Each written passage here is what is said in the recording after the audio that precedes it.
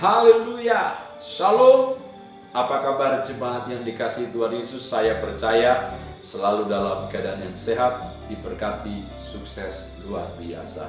Puji Tuhan. Pagi ini bersama saya Pendeta Antoni Henry sebagai STH.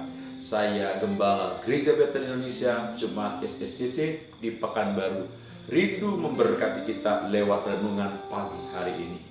Bapak Ibu, hari ini adalah merupakan hari pertama dari program yang saya berikan bagi semua umat-umat Tuhan untuk kita hidupi senantiasa firman Tuhan. Bapak Ibu dikasih Tuhan Yesus, program ini adalah satu program yang Tuhan tuntun lewat kebenaran firman Tuhan yang terambil dari Yesaya 50 ayat yang keempat B yang boleh saya bacakan bagi kita. Demikian firman Tuhan. Setiap pagi ia mempertajam pendengaranku untuk mendengar seperti seorang murid. Bapak Ibu dikasih Tuhan Yesus, setiap pagi kita harus mendengar suara Tuhan.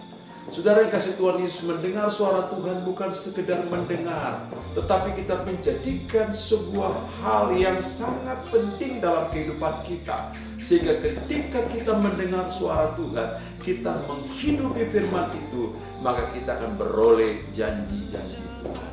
Yohanes 10 ayat 27 mengatakan, domba-dombaku mendengar suaraku, dan aku mengenal mereka, dan mereka mengikut aku.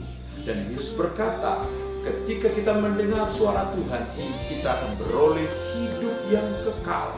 Berarti saudara kasih Tuhan Yesus, saya percaya mendengar suara Tuhan membuat kita beroleh kehidupan yang kekal. Saudara, artinya kalau kita mendengar suara Tuhan, kita beroleh hidup yang kekal di dalam Kristus Tuhan kita. Bahkan Yesus berkata bahwa Tuhan akan menjaga kita, melindungi kita, dan tidak akan membiarkan kita direbut oleh kuasa iblis dari tangan Tuhan kalau kita mendengar suara Tuhan. Bapak Ibu dikasih Tuhan Yesus, kita harus menjadikan program ini menjadi program setiap hari yang harus kita hidupi dalam kehidupan kita. Saya percaya program ini bukan sekedar program-program seperti program rohani lainnya, tetapi program ini akan membawa dampak yang sangat besar dalam kehidupan kita. Saya berdoa di tahun ini, tahun yang penuh dengan harapan yang baru, penuh dengan kasih karunia Tuhan kita Yesus Kristus. Kita selalu Yesus Kristus. Saudara, banyak orang tidak mampu atau tidak lagi punya waktu untuk mendengar suara Tuhan. Alasan yang paling sering kita dengar adalah kesibukan kita. Kesibukan kita adalah penghalang kita untuk mendengar suara Tuhan. Sekarang banyak kita disibukkan dengan apa? Ada yang disibukkan dengan pekerjaan, disibukkan dengan yang namanya teknologi, handphone, gadget.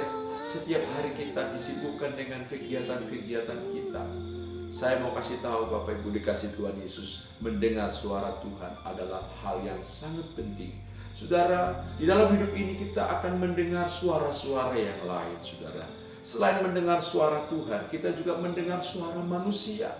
Dan seringkali oleh karena mendengar suara manusia, kita menjadi lemah, kita putus asa, kita terintimidasi. Kata-kata makian, kata-kata kutuk, kata-kata yang tidak menjadi berkat itu akan senantiasa menjadi bagian dalam hidup kita, saudara.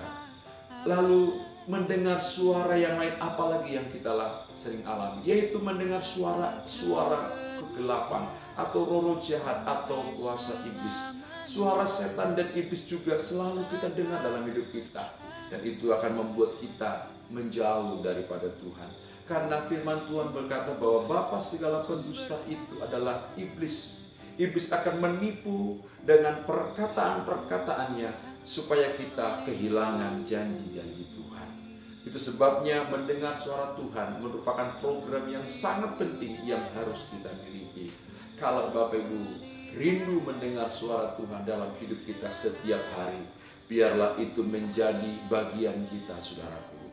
Saya berdoa, biarlah melalui program ini, hari ini, esok, dan seterusnya, kita mau mendengar suara Tuhan.